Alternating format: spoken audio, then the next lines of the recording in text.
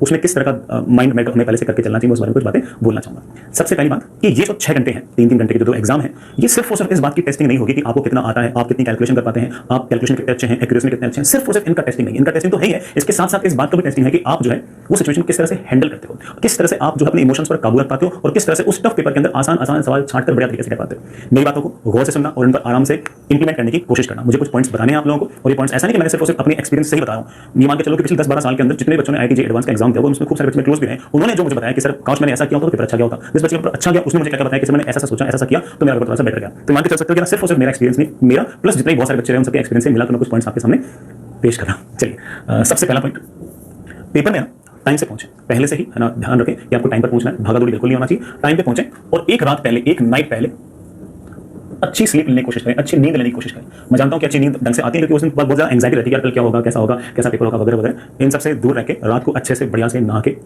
थोड़ा मेडिटेट करके आराम से इत्मीनान से सोएं। नींद ना आए तो 100 से उल्टी गिनती करना स्टार्ट करें, 100, 99, 90, 10 समथिंग लाइक दैट। नींद तो आ जाएगी, कोशिश करोगे कि 10 साढ़े 10 बजे के आसपास आपको नींद आ जाए।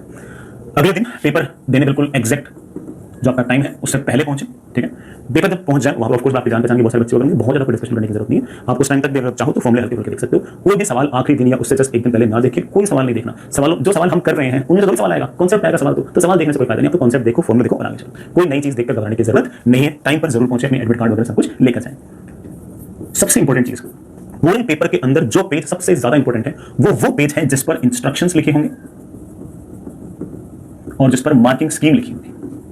जिस बच्चे ने इन पेजेस को बहुत ही बढ़िया तरीके से पढ़ लिया और इन पेजेस पर जो इंस्ट्रक्शंस और जो मार्किंग स्कीम दे रखी है उनको पढ़कर आइडिया लगा लिया कि हाँ भाई आज का गेम मुझे इस तरह से खेलना है, वो बच्चा अपनी औकात के हिसाब से रैंक लाएगा। मैंने अपनी औकात के हिसाब से रैंक लाएगा, आई मीन दैट कि वो 10,000 के रैंक लाएगा वो तो 10,000 ले आएगा, वो बड़ा 500 रैंक लाएगा वो तो 500 लाएगा, और वो 5 रैंक लाएगा वो तो 5 रैंक भी ले आएगा। लेकिन सबसे इंपॉर्टेंट चीज ये पेज है जहां पर इंस्ट्रक्शंस और मार्किंग स्कीम है। मैं कारण बता रहा हूं, जेईई मेन में क्या होता है कि मैं पहले से पता होता है कि 30 सवाल आएंगे, 25 करने हैं, 30 में से 20 सिंगल चॉइस क्वेश्चन है, 10 आपके न्यूमेरिकल वैल्यूज है। सिंगल चॉइस क्वेश्चन में नेगेटिव मार्किंग नहीं है, सो नेगेटिव मार्किंग है, और जो न्यूमेरिकल वैल्यूज में नेगेटिव मार्किंग नहीं है। आपको पहले से सब कुछ पता होता है। यहां पर जेईई एडवांस के अंदर आपको पहले से कोई आइडिया नहीं है कि कितने तो सवाल आएंगे, सवालों में इंस्ट्रक्शंस क्या होंगी हमें नहीं पता, सवाल पहले कौन से होंगे बाद में कौन से होंगे पता नहीं। हमें तो ये भी नहीं पता कि इस साल सिंगल चॉइस क्वेश्चन पूछेंगे या नहीं पूछेंगे। हमें तो ये भी नहीं पता कि इस साल जो मोर देन 100 क्वेश्चन होंगे उसमें पार्शियल मार्किंग होगी या नहीं होगी। हमें तो ये भी नहीं पता कि मोर देन 100 क्वेश्चन होंगे उसके अंदर नेगेटिव मार्किंग होगी या नहीं होगी। तो मैं किस तरह से पेपर करूंगा ये पहले से सोच के थोड़ी दूंगा। उस पेपर में जिस तरह से मार्किंग स्कीम होगी मैं तो अपने आप को उस हिसाब से डाल लूंगा।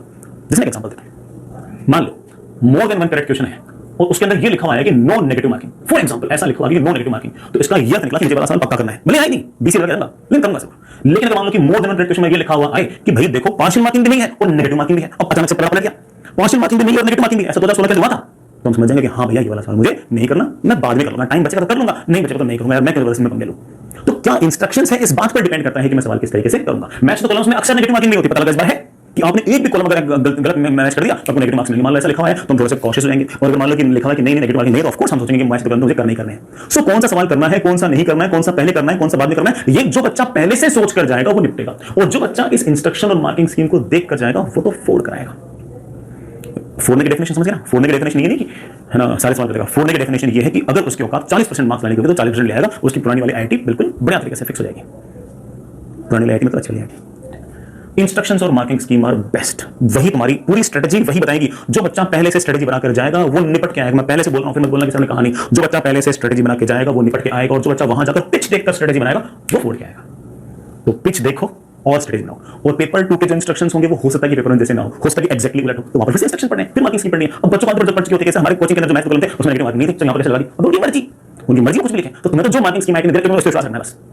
सर हमारी कोचिंग में ये था वो था, उससे मतलब नहीं है। वो तुम्हारी कोचिंग से हमसे 2 कदम आगे हैं आईआईटी वाले तो उन्होंने कुछ ना कुछ ऐसा सोच रखा होगा, उन्होंने कुछ ना कुछ ऐसा सरप्राइज तुम्हारे प्लान कर रखा होगा। और ये तो खास बात है, वरना जेईई मेन में नीट में सारे के सारे सवाल कॉपी वाले आते हैं, यहाँ थोड़ी आएंगे। लेकिन यहाँ जो तुमने सीख रखा है वो मेन कहाँ है। अगला पॉइंट, मैं एक बात बहुत क्लियर कर दूं कि जो 3 घंटे का जो पेपर होगा ना वो तुम्हारे लिए एक इमोशनल रोलर कोस्टर होगा, जिसमें तुम्हारे बहुत बार emotions up down up down up down up down ऐसे होंगे। जो बच्चा अपने इमोशंस पर काबू रखेगा और बिल्कुल प्रोफेशनल तरीके से पेपर करेगा, अगेन वो बच्चा अपनी औकात के हिसाब से रैंक लाएगा। तुम्हें सवाल के साथ इमोशनल नहीं होना है कि ओ माय गॉड इस बात में बात था आज नहीं हो रहा, मैं बर्बाद हो गया, मैं निकम्मा हूं, ये हूं वो। अरे इसे छोड़ आगे बढ़, अगला सवाल को नंबर का है वो करना। तुम्हें तो सिर्फ और सिर्फ उस पेपर के अंदर किसी तरीके से 1/3 ऑफ द क्वेश्चंस छांटकर ऐसे करने हैं जो तुम्हें सबसे आसान लगते हो, बढ़िया लगते हो। सबसे पहले उन 1/3 क्वेश्चन को निपटा दो। उसके बाद जितना समय बचता है उसके अंदर ये ढूंढो कि कौन से सवाल ऐसे हैं जिनके साथ मैं झगड़ा करके आंसर निकाल सकता हूं, जिनके साथ मैं लड़कर पिट कर आंसर निकाल सकता हूं। कुछ तो स्ट्रेट फॉरवर्ड होंगे, स्ट्रेट फॉरवर्ड बोल दी लगभग 25% से 33% के आसपास, मतलब 1/4 से 1/3 तक क्वेश्चन होंगे वो स्ट्रेट फॉरवर्ड होंगे। हां ये कर रखा, ये कर रखा, ये कर रखा, ये हो गया बस। उसके बाद कुछ सवाल ऐसे होंगे जिनके साथ में लड़ना पड़ेगा, गिरना पड़ेगा, उठना पड़ेगा, उनको बाद में करना है। उल्टा नहीं करना कि टफ जो सवाल देगा उसको सबसे पहले लिख ले, फिर निपट जाओगे, फिर कॉन्फिडेंस आ जाएगा। तो सबसे पहला काम ये है कि पेपर के अंदर अपने इमोशंस को साइड करके ढूंढो कि कौन से 20%, 30%, 25% सवाल आपको आते हैं, सबसे पहले उनको निपटाओ। जो सवाल नहीं आता टफ है, छोड़ दो उसको। अगर तुम्हें कोई बहुत भयंकर टफ घालमेल वाला सवाल दिख रहा हो, तुमने छोड़ दिया, तो मान के चलना कि उसको छोड़ना ही स्कोर करने के बराबर है। कोई बहुत ही भयंकर बाउंसिंग पिच के ऊपर अच्छी खासी लेंथ के ऊपर कोई बॉल आए और अचानक से बाउंस कर जाए, अचानक से ऊपर चढ़ जाए, उस बॉल पर डक कर देना ही स्कोर करने के बराबर है। उस पर यूं नहीं कि मैं तो सवाल बन जाऊंगा, छक्का मार दूंगा, ये करूंगा ना, उस पर डक कर लो। बहुत सारे बच्चे उस बॉल को पुल मारेंगे और आउट होंगे। हमने उस सवाल को छोड़ दिया, इसलिए हम अच्छा कर जाएंगे, हम बढ़िया कर जाएंगे। तो सबसे पहले जो आता है उसे निपटा दो, चाहे फिजिक्स में, चाहे केमिस्ट्री में, चाहे मैथ्स में। फिजिक्स, केमिस्ट्री, मैथ्स अलग अलग सब्जेक्ट ना मान के पूरे पेपर को होल देखो, एक साथ देखो। केमिस्ट्री में सवाल आ रहे हैं, केमिस्ट्री सवाल कर दो। मैथ्स के सवाल आ रहे हैं, मैथ्स के सवाल कर दो। फिजिक्स के सवाल आ रहे हैं, फिजिक्स सवाल कर दो। पूरे पेपर को होल देखो, ऐसे फिजिक्स अलग, केमिस्ट्री अलग, मैथ्स अलग। यहाँ भाई मैं तो ना भले केमिस्ट्री कितनी आसान पूछो तो फिजिक्स करूंगा, तो फिजिक्स करूंगा, ऐसे थोड़ी होता है। तुमको जो आसान लगे, जहां आसान लगे, तुमको पीसीएम को एक साथ देखो, जहां जहां जो आसान चीजें लेके पहले राउंड के अंदर सबको निपटा दो। और पहले राउंड के अंदर मान लो कि 2 घंटे के अंदर, फॉर एग्जांपल 2 घंटे के अंदर तुम्हें जितने सवाल आते थे, मैं फॉर एग्जांपल ऐसा बोल रहा हूं कि लेट्स से 54 क्वेश्चंस थे फॉर एग्जांपल, और पहले 2 घंटे के अंदर तुम्हें लगता हो कि सर मैंने तो ना 20 सवाल कर दिए, बढ़िया से, मेरे सारे सही है, मेरे सारे सही है। अब अगले 1 घंटे में ये ढूंढो, अब तुम क्या है कि तुम सवाल पलट रहे थे ना कि अगला सवाल, अगला सवाल, अगला सवाल, तो तुमने वो वाले सवाल भी देख लिए जो तुमने नहीं किए। आइडिया लग गया, इस सवाल में ये करना है, ये करना है। अब तुम वापस पलट कर देखो क्या कौन से सवाल हैं जो मेरे से बन सकते हैं। अब उन पे आओ और अगले 1 घंटे के अंदर उन 4-5 सवालों को समय दो जिनके साथ में लगता हो कि उनके तुम समय दोगे तो उनके आंसर आ जाएंगे। अगेन मुझे लगता है कि 4 या 5 सवाल तो ऐसे होंगे अगर जिनको तुम समय दोगे तो तुमसे बन जाएंगे। इन सवालों को जो छांटना है वही हमारा अल्टीमेट एम है। मैं एक बात और रिपीट कर रहा हूं तो मोटिवेट करने के लिए कि लास्ट ईयर जनरल कैटेगरी का जो जेईई एडवांस का कट ऑफ था वो 17% था। मतलब किसी बच्चे ने हर 6 में से अगर एक सवाल भी कर लिया तो that candidate was JEE advance qualified. मैं ये नहीं कहा कि उसे आईआईटी मिली, लेकिन वो जेईई एडवांस क्वालिफाइड था। जैसे किसी बच्चे ने 26-27% अटेन कर लिए थे, उस बच्चे को पुरानी आईआईटीज मिलना, सॉरी नई आईआईटीज मिलना स्टार्ट हो गई थी। और जैसे किसी बच्चे का स्कोर 35-36% के आसपास पहुंच गया, उसे पुरानी आईआईटीज मिलना स्टार्ट हो गई। मैं ये नहीं कह रहा कि इस साल भी ऐसा होगा, मैं तो ये बता रहा हूं कि अगर पेपर टफ हुआ तो कट ऑफ सारा नीचे जाएगा। तुम क्यों लोड ले रहे हो, तुम क्यों टेंशन ले रहे हो? पेपर में तुम टेंशन मत लो, तुम्हें दिख रहा पेपर टफ है, चिल लगाओ कि पेपर टफ है, मैं इसको बढ़िया तरीके से करूंगा, मुझे जितना आता है मैं कर लूंगा। और 35% पर भी ऐसा हो सकता है कि मुझे पुरानी आईआईटी मिल जाए। मैं तो 10 बेस्ट देने की कोशिश करूंगा, लेकिन इस बहुत सारे टफ पेपर को देखकर बहुत सारे बच्चों में से बेटर होने पड़ गए होंगे। So have patience, patience is the key. और जैसे मैंने कहा कि इस इमोशंस के जो रोलर कोस्टर है, इस पर अगर तुम काबू पा लिया तो मजा ही आ जाएगा। अब अगला पॉइंट, जो पेपर 1 और पेपर 2 के बीच का जो समय है, उस समय के अंदर किसी से किसी भी प्रकार की कोई बात करने की जरूरत नहीं।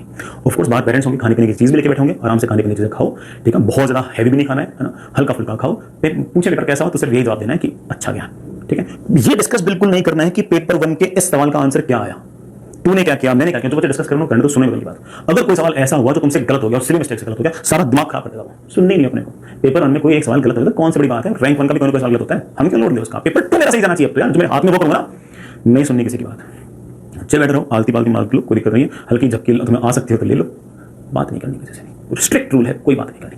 अगेन पेपर 2 में एंटर करो, एंटर करते ही जब भी हॉल में एंटर करो, जब मतलब स्कूल के अंदर एंटर करो, तुम्हारा जो सेंटर है वहां पर तुम एंटर करो, सबसे पहले वॉशरूम जाके आओ और उसका पेपर करने बैठो। अगेन पेपर 2 के अंदर बहुत अच्छा खासा रोलर कोस्टर राइड रहेगी। इमोशंस पर कंट्रोल करो, इंस्ट्रक्शंस पढ़ो, उन इंस्ट्रक्शन के बेसिस पर सारा का सारा पेपर करो और आखिरी 1 मिनट तक लड़ो।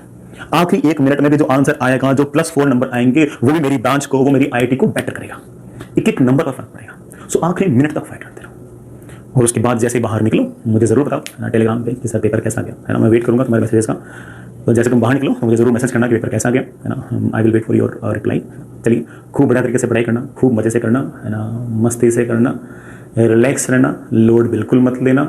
पेपर ऐसा आएगा जो तुम्हें आता होगा। लेट मी रिपीट इट, जिस रैंक के तुम काबिल हो, उस रैंक को पाने के लिए जितने नंबर चाहिए उतने नंबर के सवाल तुम्हें पेपर में पक्की बात है कि आते होंगे।